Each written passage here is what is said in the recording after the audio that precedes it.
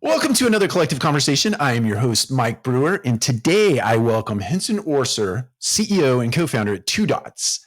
And Two Dots helps multifamily managers save millions, I like that, millions of dollars, preventing leasing fraud while fostering operational excellence through automation and AI, which is something that's very near and dear to my heart as of late. So Henson, welcome to the show.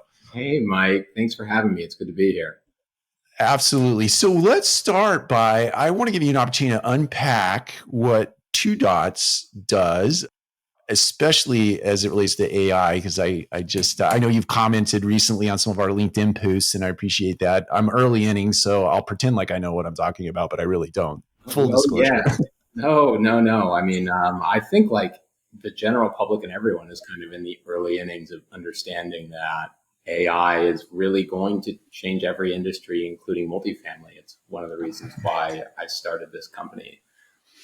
But to talk, specifically about what Two Dots does and how we use AI to help multifamily operators and property managers is we take the process of site staff manually looking at pay stubs, bank statements, photo IDs as part of a normal screening process. And we use AI to fully automate that. So instead, the site staff just get approvals and denials, and they don't have to do any of that work. So, yeah, and there's two big pieces of, value kind of baked into that one sentence description, where one really big piece of value is we have this very advanced AI system that is able to detect when a pay stub or a bank statement is real, or when a pay stub or a bank statement or even a text transcript or benefit letter is fake.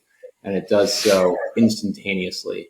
So typically, we not only automate this process, but we're going to lower a property manager's evictions by about 50% by catching people who are faking these documents in a way that can't be caught with the naked eye of site staff. And then the other big piece of value is most site staff spend 20 or 30% of their time doing this like paperwork associated with applications. And rather than having them do that paperwork, our software just delivers them an approval or a denial. So they're no longer looking at these documents. They're no longer manually calculating somebody's gross income. They're no longer trying to figure out if a social security card is real.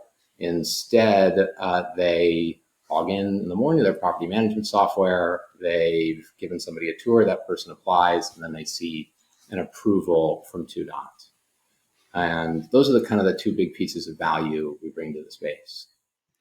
It is, and so I'm having been an operator for, I guess, generally my entire career.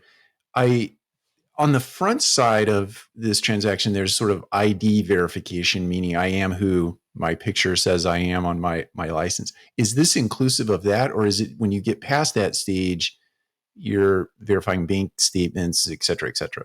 Yeah, so it is inclusive of that. And, the ID verification technology is something that came to the multifamily space a couple years ago with Check One ID that's now owned by MRI, which also includes some of the biometrics technology where, and we do all of this, and there's a couple other vendors that do it, where you scan somebody's photo ID and you make sure that it matches the template from the year of issuance for that license. You make sure the information in the barcode matches the information on the front.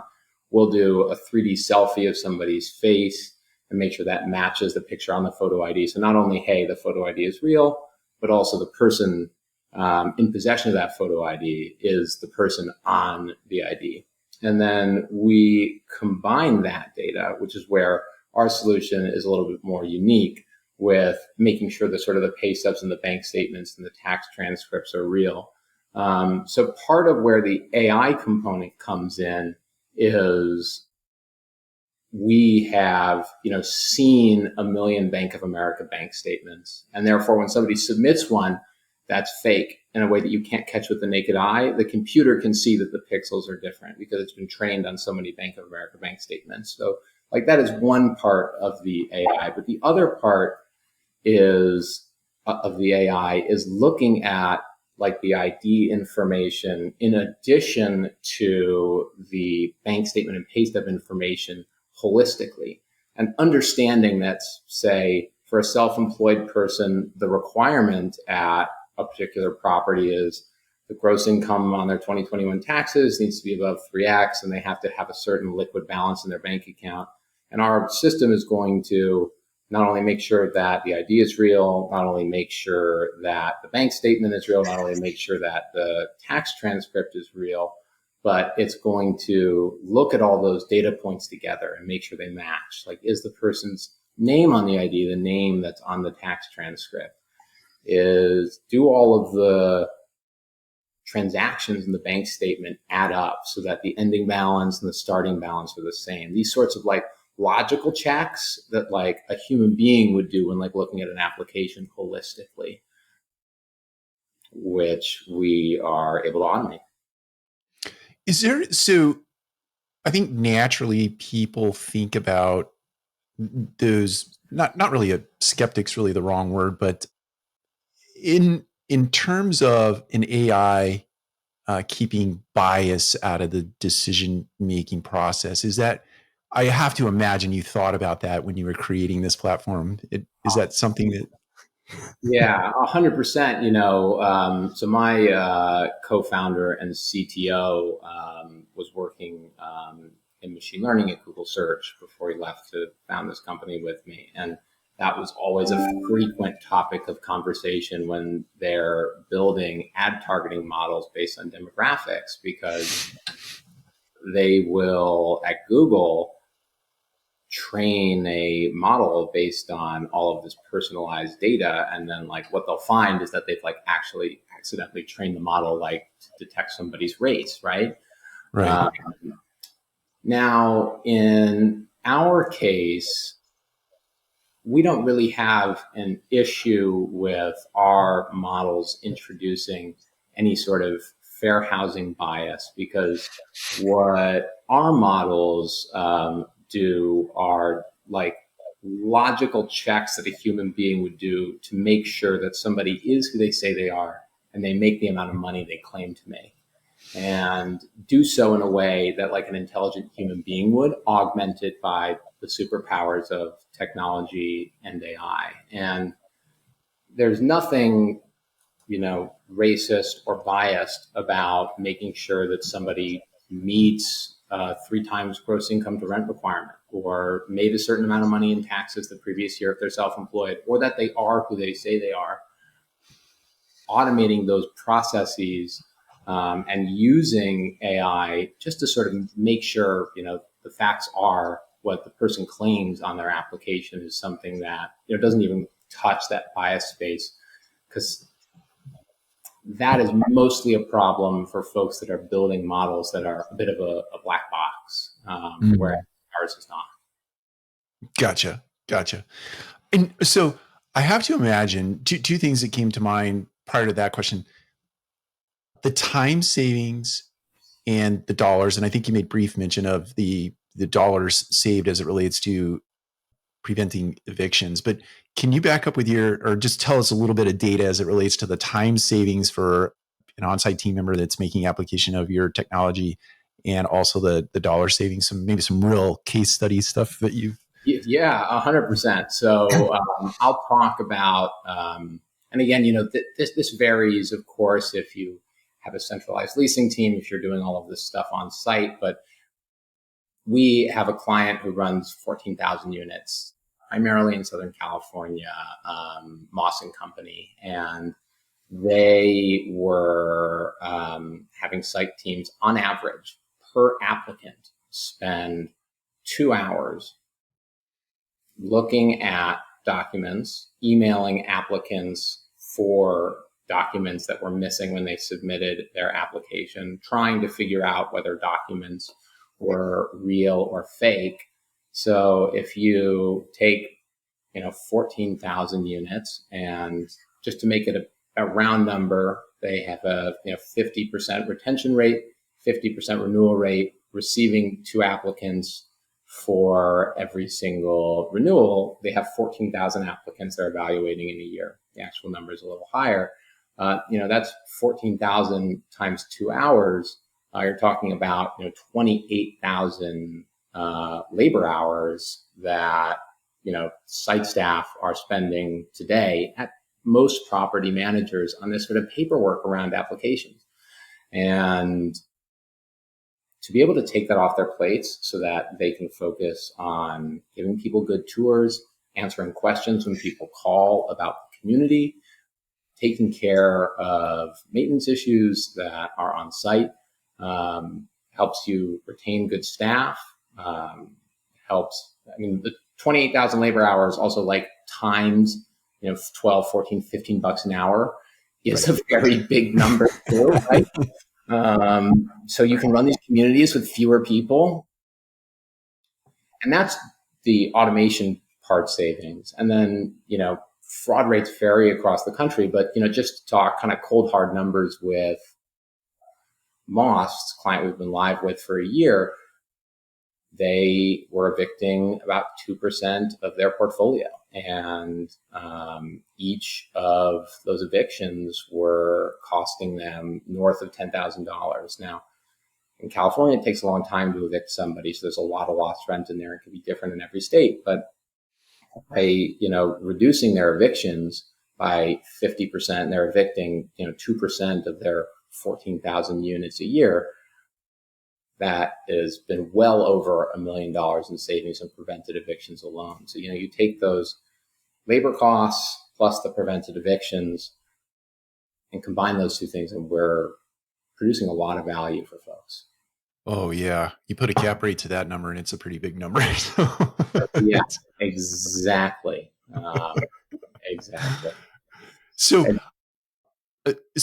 I have to talk about I'm going to label it as the biggest curse word in multifamily and probably in technology in general. And that is the I word, the integration word. So I have to believe in my heart of hearts, you can and have or put the integrations in place for the major players in the marketplace, property management systems, that is.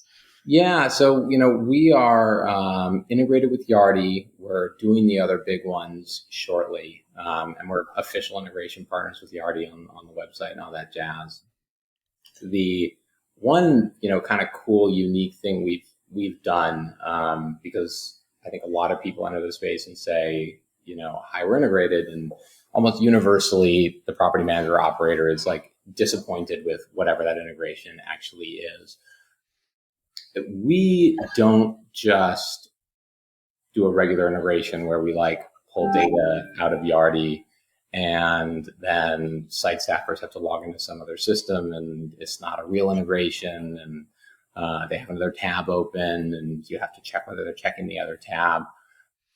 We have this great trick where we actually, I shouldn't even call it a trick, we sort of consider it an advancement, where we overlay our reports onto your property management software using a browser extension. So functionally, how this would work, like Mike, let's just say you were a site staffer and you were, inside of, your Yardi dashboard or your Entrada leasing dashboard, you actually see our results alongside the screening results. You don't have to leave the property management software in order to see the results. Now you can, click a link and go see more details somewhere else in a minority of cases if you'd like to. And there's an admin view, which, will give you all the statistics about your leasing operations overall if you're a senior exec. But for the day-to-day user experience, we've actually been able to integrate so deeply that the folks don't actually have to leave the Yardis of the world to use Two Dots. And as far as I know, that is unique among sort of new prop tech vendors. I talk to a lot of individuals like yourself, and that's the first time I've ever heard that remark. So I'd say you're probably right about that. I'm going back to one of your lead remarks. If I heard it correctly, it is instantaneous. So the second I bake this data into Yardi, my imagination tells me the sort of entry point is I put my information into my CRM then I guess in the way in the integration world somehow puts that into your system. And because I can see that real time, I see a red light, green light, yellow light, or something show up Yeah, that's on just, the. yeah, dude, you basically got it exactly right. Where somebody goes out and fills out whatever online application you're currently using, which is, the name, the phone number, the date of birth, social security number, which puts it into your CRM. We're synced up with that and get all of that information. And typically somebody will already have given us the pay stubs and the bank statements through that online application you're already using. And we're able to scan those and give the green light, yellow light, red light. Now, the thing that can slow us down sometimes is, for us to do the biometrics where we make sure someone's face matches their photo ID. We do text and email them right after they're done filling out their application. Sometimes people are slow to respond to that. The other thing that will sometimes result in a yellow light is somebody might fill out an application and they might not include all of the documents required. It actually happens somewhat frequently. And this is another place, where the AI comes in, where, and people in multifamily are familiar with this type of technology, where we not only can detect if the documents are real or if they're fake, we also know what type of documents they are and what data is on them. So what we can do is have an automated system similar to like an AI leasing agent text and email the applicants and get the missing information if it's not in the CRM when they submit it. So let's just say you applied with a pay stub that was too old. We're going to know that, and then we're going to text you and say, "Hey, Mike, like we're working with Radco and your leasing agent Lisa for Unit 27 at the Pier Round Gardens, and it looks like your pay stub is 2 months old, and we're going to need 2 of your most recent pay stubs. Please click here to submit." And that is another thing, which is like this. Sounds small, but is like this huge time saver for site staff, as opposed to all that being done like untracked in email. Listen, so probably akin to most property management companies across the country, we have a weekly business meeting, a business review, right, of all the properties. And I can tell you that particular point that you just made is one of the chief things that we complain about every week. Now we have front side technology, right? The ID verification, the document verification, and different vendor, full disclosure, than Two Dots, 2 different vendors. But it is that point about the consumer not doing their part, right? And our team spends real time, real human hours texting and calling and trying to get that information out of people, right? Yeah. And the idea that you have the AI built in that's doing that follow up on behalf of the human, right? That's huge. We don't have that today, I can tell you. Yeah, man. So we sort of bake that into that, like 2 hour per applicant thing I was talking about, just to, keep it simple on the high level numbers for the value creation. That's a big part of it. I mean, you already made the point for us. It comes up weekly in your business meetings that site staff are spending an inordinate amount of time emailing applicants who submit an application, just asking for the basics. And to have a system that is able to like instantaneously read the date on a pay stub, read the date on a bank statement, read the date on a tax transcript, know what your leasing requirements are, and start texting and emailing the applicants to gather that information automatically. Someone who applies in the middle of the night, we're going to send them that text at 2 a.m, like, "Hey, looks like your bank statement's too old. Like, you need to submit this information in order to be approved for this apartment." It makes a big difference for site staff. That's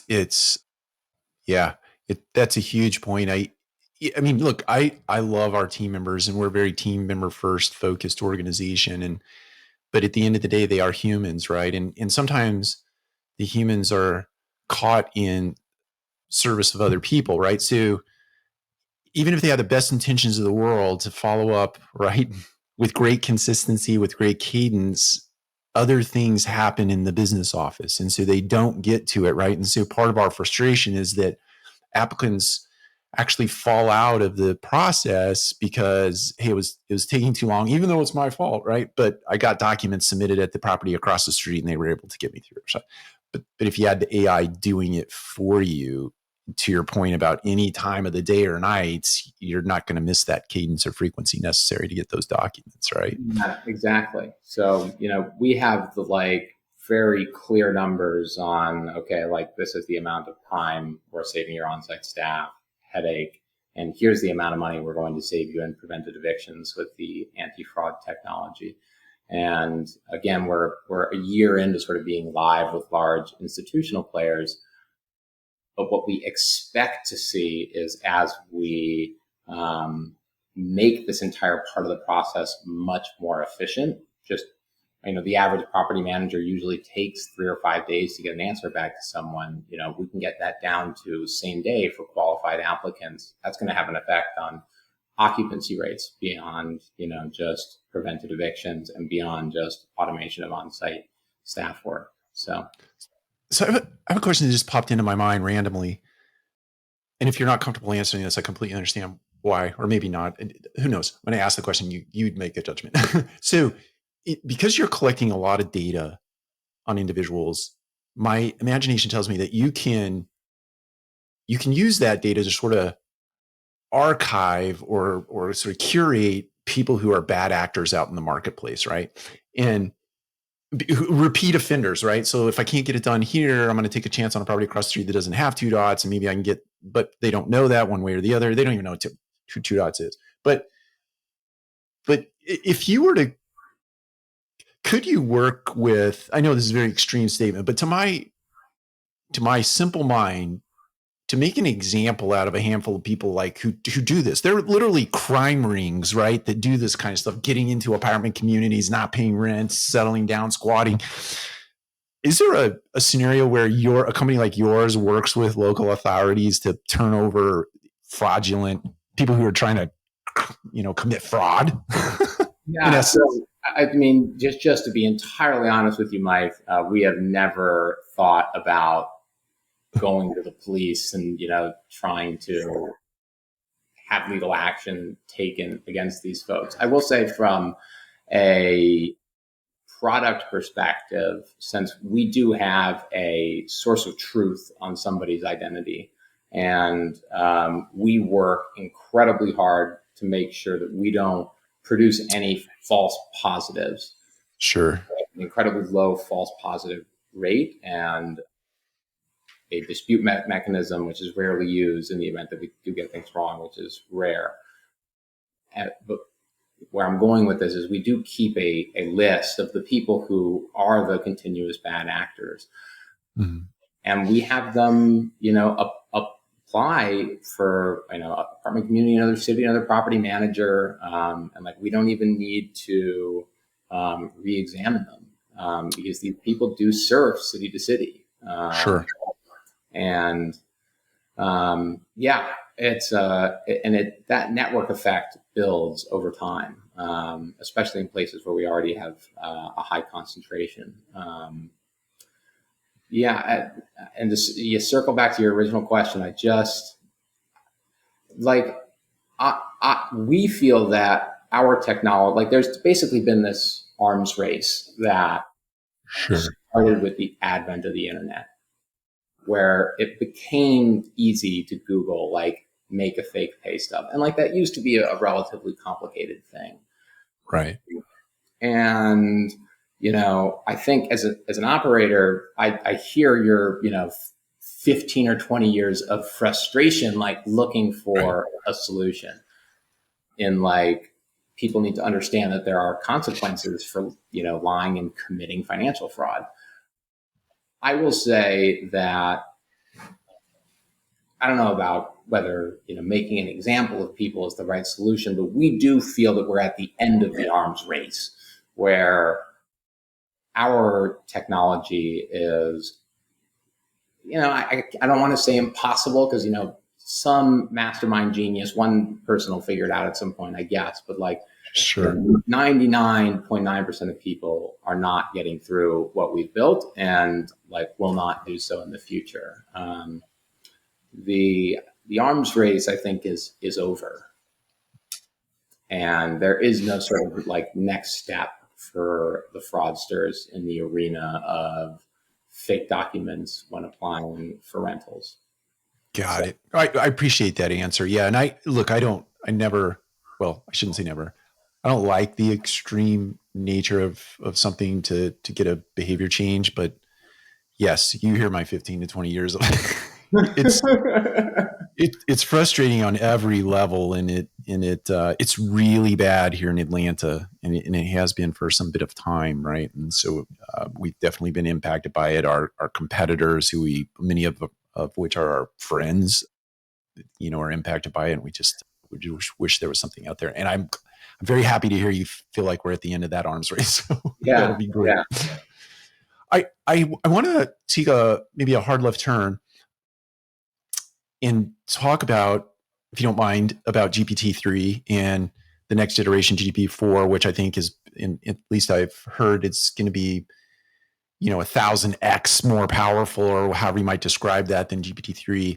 I'm early innings here, so I'm very novice, but I'm interested in somebody. It sounds like you have played with it a lot, and I'd just like you to sort of maybe just talk off the cuff of what you think that will do to industry at large, or even multifamily specifically, if you don't mind. Absolutely. So, for one, for anybody listening who hasn't heard about ChatGPT or has heard about it and hasn't played around with it, there is a company called OpenAI that released this thing called ChatGPT, which is something called a large language model. And you don't even need to know what that means. But basically, it's a text box on the internet for free where you can type prompts into it and it'll talk with you. And if you Google ChatGPT, you can play with it. So for anybody unfamiliar out there, I would recommend you go and you Google ChatGPT and you play around with it, because it's the first piece of AI that is really easy for a regular consumer or a regular business person to like get their hands on and like understand and start to play with. So that's kind of the basic background. And then in terms of how it's going to affect multifamily and industry in general, gosh, a lot of what people do during the day in an office is generate like messages to people via text, or generate images, or generate ad copy. And what this type of AI does is it allows all of that sort of stuff that we think of as like basic human creativity to be automated based on the training of the hive mind of the internet. And like, get down to like nuts and bolts and like how it's going to affect multifamily. Like, people probably have somebody in their organization who does write-ups on the units, who, if you don't not doing this in-house, you have an agency that designs the marketing websites, and you have somebody who responds to emails from prospects who are asking about specific questions of the units. And all of that stuff within the next year or two is going to be completely automated, from the somebody emailing you to ask about the like square footage of the studio or unit 1C. Like, not only is that going to be like automated, but it's going to be automated like in a way that like is better than a human being responding, where they're not only going to respond with the right information, but like it's going to be like beautiful sounding, nice text, and include additional information, and be as if like a really good salesperson was on the other side. Yeah. It's like this AI can write essays, it can have conversations, it can write short plays. These things that we think of as human creative tasks, it is able to do just below the level of us now, and like very soon be able to do above the level of most of us. And like if you just think about it for a moment, it's hard to put a number on it, but it's something in the mid double digit percentage tasks in the workplace that are these sorts of tasks that can be automated. There are emails that can be pre-written, that are ad copy that the AI can do the the rough draft of before the senior person just edits it. And Mike, you emailed me before we started this podcast, and Gmail pre-filled for me when you sent me the link. Like, sounds great. Really looking forward to it. All I had to do was hit the enter button, and that times 10 is coming within the next 12 months, and it's sort of already here, and you can play with it if you Google ChatGPT.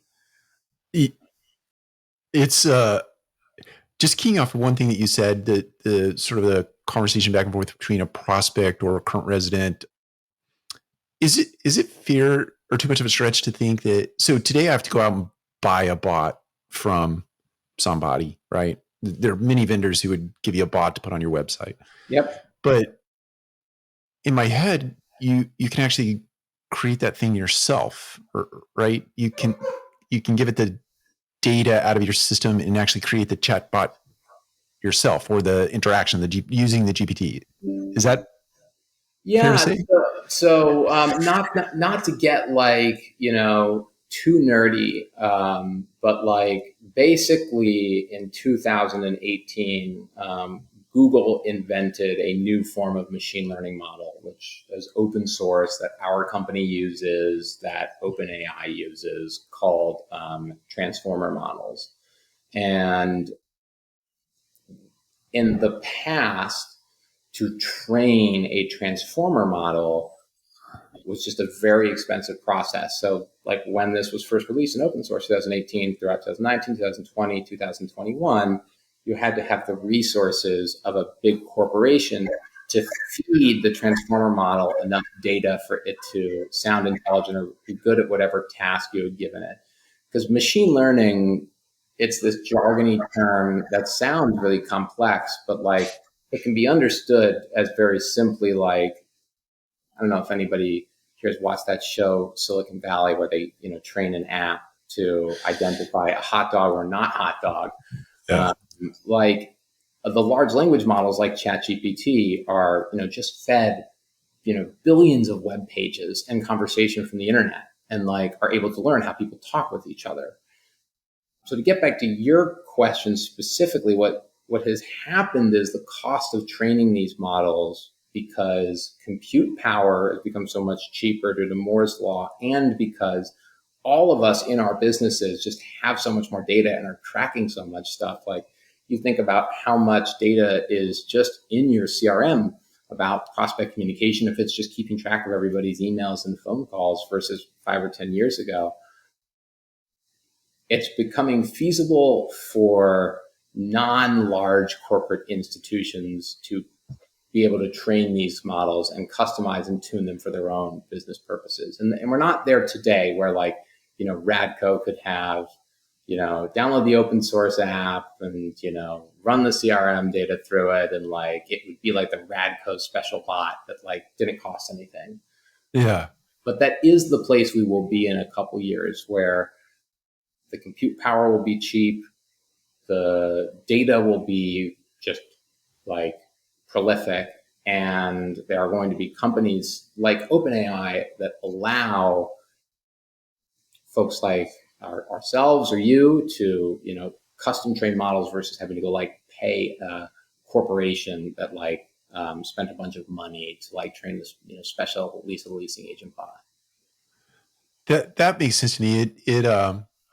Is there a scenario in between now and then where if you were to use like Zapier, for example, I think that's how you pronounce that. So Zapier has, all these apps, and it in my head, it basically creates the conduit between OpenAI and whatever outcome you're trying to produce. So if you sort of bolt that together today, you could sort of have a rough version of that for not a lot of cost, right? But in the future, it sounds like the Zapiers of the world it's all just going to be baked into the same workflow.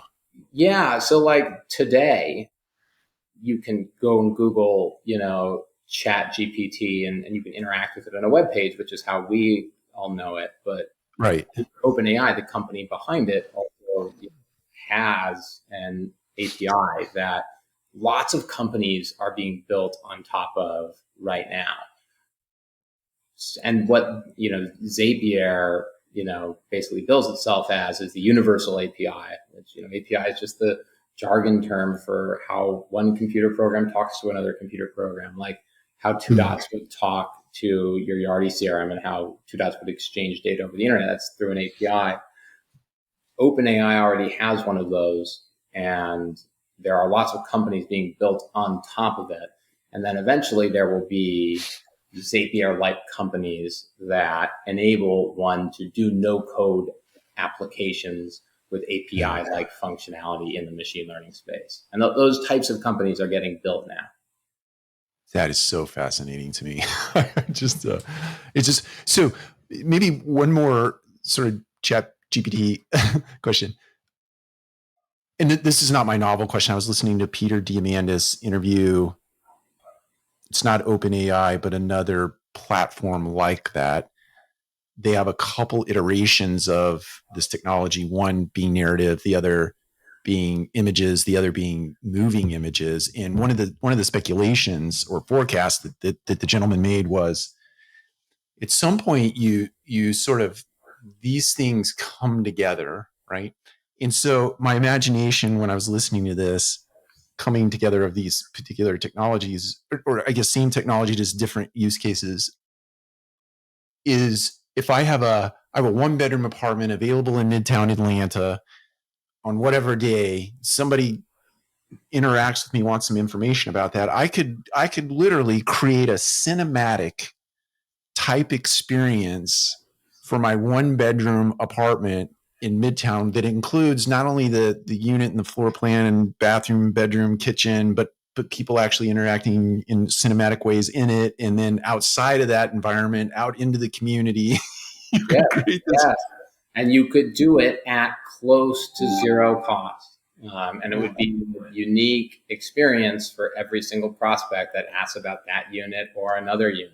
Like, That uh, is just mind-boggling. I know, dude. It's like that, and like if anybody listening, thinks we sound a little crazy, again, like literally just go Google ChatGPT and start having a conversation with the computer. Like it'll blow your mind, and it's kind of like beta v0.1 sort of thing, and the technology is moving fast. Oh my word. Well, I listen. Anything else you would end cap a GPT conversation with? I appreciate you just venturing down that road with me because it's a selfish interest that I have right now. No, I would just say like, for anybody who is listening to this, who's operating any business, I mean, I think it's probably mostly multifamily folks.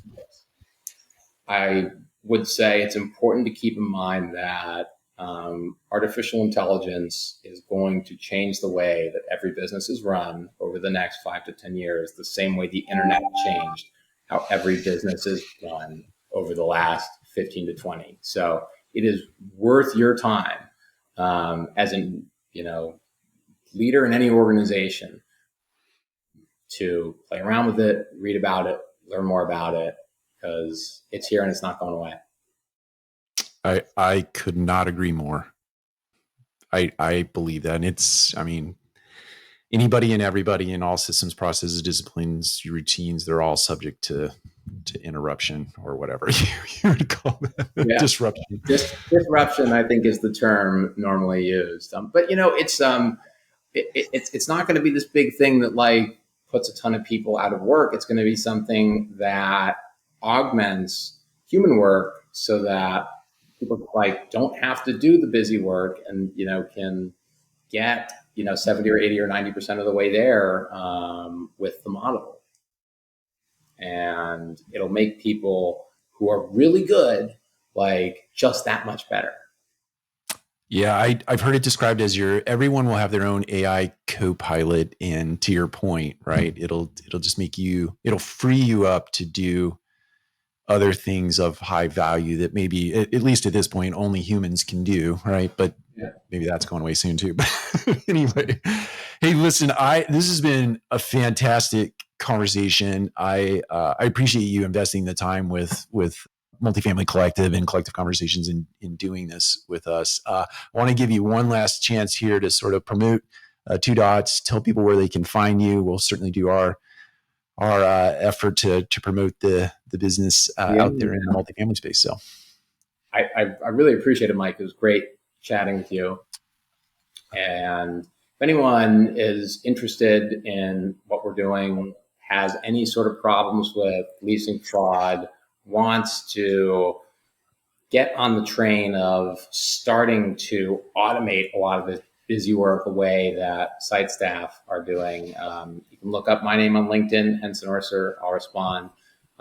You can Google Two Dots Henson Orser, Two Dots income verification, or Two Dots fraud detection.